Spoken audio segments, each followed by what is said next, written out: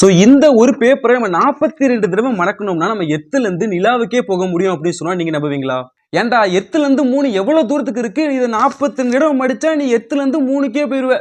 என்ன சொல்றான் பாருங்க, கம்பி ஏற்ற கதை நான் இழுத்து போடுறேன். சோ ஒரு பேப்பரோட அளவு பார்த்தோம்னா 0.1 மில்லிமீட்டர். சோ இதை 2வது தடவை ஃபோல்ட் பண்ணும்போது 0.2 மில்லிமீட்டர். சோ இதே மாதிரியே ஃபோல்ட் பண்ணிட்டே வரும்போது கடைசியா 10வது தடவை 100 மில்லிமீட்டர், அடுத்து 11வது தடவை 200 மில்லிமீட்டர். இப்படியே ஃபோல்ட் பண்ணிட்டே வரும்போது கடைசியா 20வது தடவை 100 மீட்டர். சோ அடுத்து இதை 30வது தடவை ஃபோல்ட் பண்ணும்போது 100 கிலோமீட்டர். சோ அடுத்து இதை 40வது தடவை ஃபோல்ட் பண்ணும்போது 1 லட்சம் கிலோமீட்டர். சோ அடுத்து 41வது தடவை ஃபோல்ட் பண்ணும்போது 2 லட்சம் கிலோமீட்டர். சோ அடுத்து 42வது தடவை ஃபோல்ட் பண்ணும்போது 4 லட்சம் கிலோமீட்டர்.